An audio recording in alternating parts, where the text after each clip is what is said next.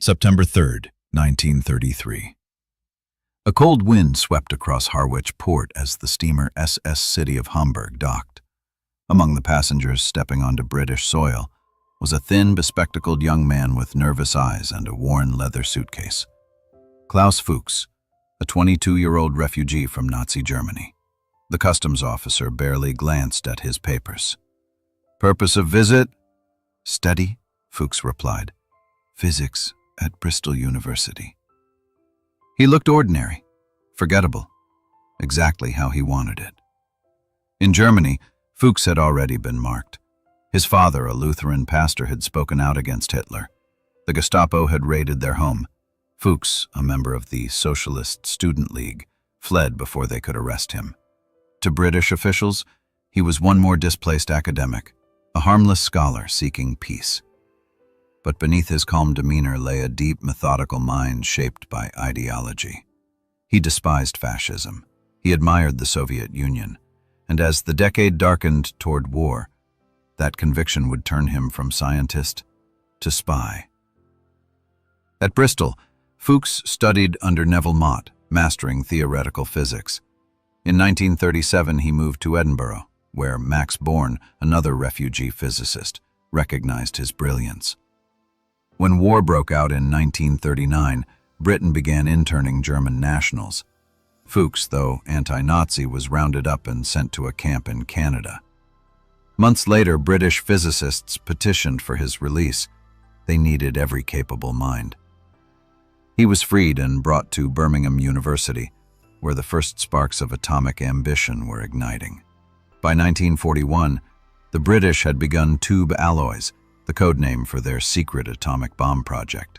Fuchs joined the team calculating neutron diffusion and critical mass. His intellect drew attention. So did his political discretion. None suspected that, in the evenings, he was making coded notes for Moscow. He made contact through Ruth Werner, a Soviet agent known as Sonia. In a quiet Oxfordshire cottage, she received his calculations. "These will help save humanity from fascism," she told him. Fuchs nodded. "Or destroy it," he replied, before vanishing into the fog. By the time Churchill and Roosevelt agreed to merge their nuclear efforts in 1943, Fuchs was recommended for transfer to America to work on a project so secret that even most generals didn't know its name. He was heading to Los Alamos. August 1944. The New Mexico desert shimmered under a brutal sun. Inside the fenced compound of Los Alamos Laboratory, a convoy rolled past armed guards and barbed wire. Among the new arrivals was Dr. Klaus Fuchs, now wearing an American badge, carrying a folder stamped "Top Secret, Project Y." The guards barely looked up. To them, he was another brain among hundreds. Physicists, chemists, and engineers gathered to build the deadliest weapon ever conceived. Yet while others saw a war against tyranny, Fuchs saw something else, an equation of power, one that could not belong to a single nation. Inside the lab, he joined the theoretical division, working under Hans Bethe and alongside Richard Feynman and Edward Teller. His role? Compute neutron behavior in fission reactions, the mathematical heart of the atomic bomb. He worked methodically, quietly, producing flawless calculations. "Fuchs never makes mistakes," Bethe once said. "He's the most precise man I've ever met." He was also the most dangerous. Each evening, when the day's notes were burned or locked away, Fuchs would reconstruct equations from memory, every variable, every constant. He compressed them into coded summaries, later transcribed on tiny sheets of paper.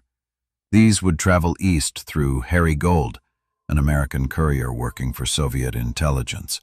Gold called him Raymond. To Moscow, he was Rest. Soviet analysts in Moscow marveled at his material. One report described it as mathematically impeccable, without exaggeration or omission. His data gave the USSR an unfiltered window into Allied nuclear progress. from critical mass calculations to bomb design efficiencies. Without firing a shot, the Soviets were closing the nuclear gap.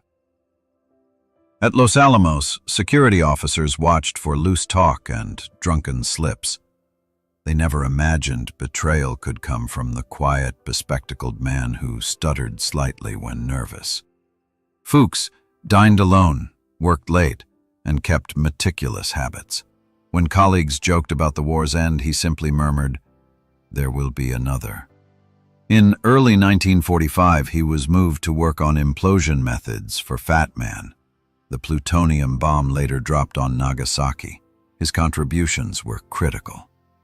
His betrayal was total. When the bombs fell in August 1945, the world split in two. Japan surrendered. The war ended.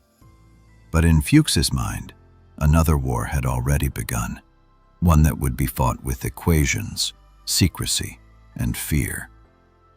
He returned to Britain in late 1946, hailed as a leading nuclear theorist. He was appointed senior scientist at Harwell, the new British Atomic Research Centre. There, his access deepened. Britain trusted him completely, the Americans too.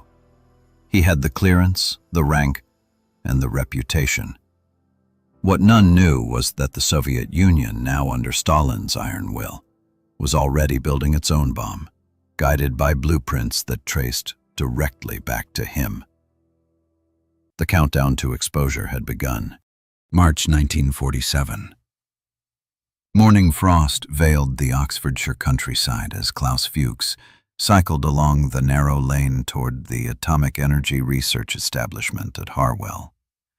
His satchel carried classified memos stamped United Kingdom Atomic Energy Authority, confidential. To his colleagues, he was now Dr. Fuchs, head of theoretical physics. To Moscow, he remained Rest, their most valuable informant in the West. Harwell was Britain's new crown jewel, the nerve center of post-war atomic research. Inside its concrete halls, engineers refined reactor designs while physicists studied neutron scattering. Britain, excluded from the American nuclear monopoly after the war, was determined to build its own bomb. Fuchs was vital to that mission. He drafted reports, chaired meetings, and quietly prepared copies for his Soviet contact. But the world outside had changed. The alliance that had crushed Hitler was collapsing. Churchill's Iron Curtain speech echoed across Europe. Soviet tanks rolled into eastern capitals. The Cold War had begun, and inside the British scientific community, suspicion followed. MI5 began routine security reviews of scientists with foreign origins. At first, Fuchs passed easily. His record was impeccable, his demeanor mild. A man of deep moral convictions, one supervisor wrote. But intelligence circles in Washington were tightening. The decrypted Soviet cables of Project Venona had begun to reveal a pattern. References to an informant within the Manhattan Project. A physicist, German-born, precise, reliable. The threads pointed toward Britain. By 1949, pressure mounted. The United States had just tested the first Soviet atomic bomb, far earlier than any Western analyst predicted. Shock reverberated through Washington. They must have had help, one general muttered. The FBI and MI5 began comparing notes. Names surfaced. So did patterns. And in the quiet offices of Harwell, Fuchs began to feel the chill. He met less often with couriers. His Soviet handlers grew cautious. Even Ruth Werner, who had once carried his messages across Oxfordshire fields, had vanished back to East Germany. Fuchs told himself he had done what was necessary, that sharing knowledge was a form of balance, not betrayal. Yet he also knew he was living on borrowed time. Late in 1949, MI5 summoned him for what they called a routine security interview. Across the table sat William Scarden, an intelligence officer known for his calm persistence. The conversation began politely: background checks, affiliations, university colleagues. Then Scarden leaned forward. "Dr. Fuchs, we've received information indicating you may have had contact with Soviet representatives during the war." Silence. Fuchs adjusted his glasses. "That's absurd," he said softly. Scarden smiled faintly. "Perhaps, but I think you'd prefer to clarify that." For weeks they met in small offices under fluorescent light. No threats, no shouting, just quiet, relentless questioning. Fuchs denied everything, then hesitated once, a pause barely long enough to notice. Scarden did. MI5 tightened the circle. By January 1950, Fuchs could no longer sleep. He walked the Harwell corridors like a ghost, eyes hollow, his calculations flawless as ever. On February 2nd, he entered the MI5 building in London and requested another meeting. When Scarden arrived, Fuchs, "I will tell you everything."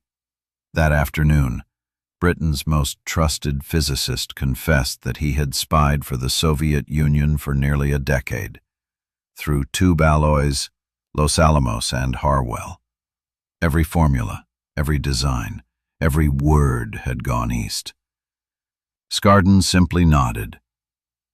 "Thank you, Dr. Fuchs. I believe you've just changed history." February 3rd, 1950. Snow drifted over Scotland Yard as Klaus Fuchs sat alone in an interrogation cell. A cup of cold tea rested untouched beside his hand. In the next room, MI5 officers reviewed his signed statement. 15 pages of confession written in precise looping script. He had given everything: names, meeting places, dates, and the method of transmission. The details aligned perfectly with decrypted Soviet cables. There was no doubt now. The quiet German refugee had been the most damaging spy in Western atomic history. The official charges were simple: violating the Official Secrets Act. But the implications were seismic. Fuchs had not only compromised the British program, he had accelerated the Soviet Union's entry into the nuclear age by at least 5 years. The Cold War would not have 2 poles of power if not for him. It would have had 1. His betrayal reshaped the global balance before it was even defined. When news broke, both London and Washington erupted. Prime Minister Clement Attlee ordered an emergency security review. President Harry Truman demanded explanations. "How the hell did this happen?" he barked during a White House meeting. At Harwell, stunned colleagues refused to believe it. "Klaus?" "Impossible," one said. "He was quiet, methodical, not political." Others remembered faint hints: the Marxist books in his office, his discomfort when discussing the Soviet threat. The clues had been there, invisible in plain sight. Fuchs's trial began on March 1st, 1950, at the Old Bailey in London. There was no jury. The evidence was overwhelming. MI5 had his confession, his notes, and corroboration from American and Soviet defectors. When asked to enter a plea, he replied evenly, "Guilty." He stood composed as the judge delivered the sentence. 14 years in prison, the maximum penalty allowed for his crime. He bowed slightly, said, "Thank you," and was led away. Outside, journalists shouted questions. "Do you regret it? Did Moscow pay you? But Fuchs kept silent. In his mind, he had not betrayed science. He had balanced it. I wanted all nations to share the burden, he wrote later in prison, so that no one country could dictate peace or war. Behind the Iron Curtain, his confessions sent shockwaves through Soviet intelligence. Agents were recalled, networks dismantled. But Stalin himself showed no anger. The information Fuchs had provided had already served its purpose. The Soviet bomb, RDS-1, had exploded successfully in August 1949. The era of American monopoly was over. In the United States, fear metastasized. The FBI launched mass loyalty investigations. A few months later, Julius and Ethel Rosenberg, small-time couriers linked to the same espionage chain, were arrested.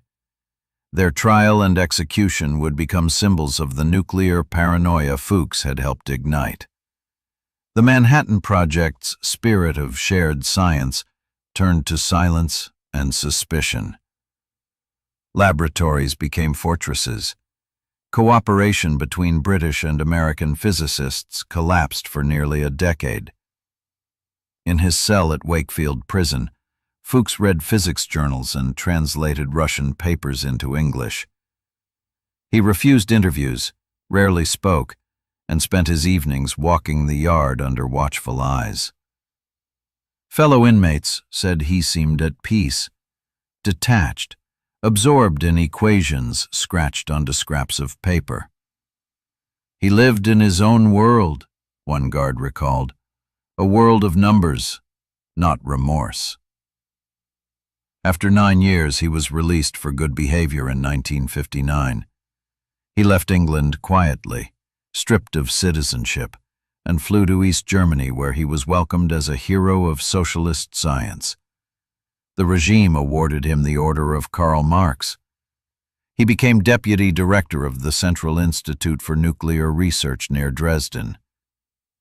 Colleagues remembered his discipline, his silence, his insistence that knowledge belongs to mankind. Klaus Fuchs died in 1988, a year before the Berlin Wall fell. He never renounced his actions. Today, historians still debate his motive: ideology, guilt, or a misplaced sense of justice. But one fact remains: the atomic balance that defined the Cold War began not with a missile nor a test, but with a man who believed that secrets could be shared safely, and was wrong.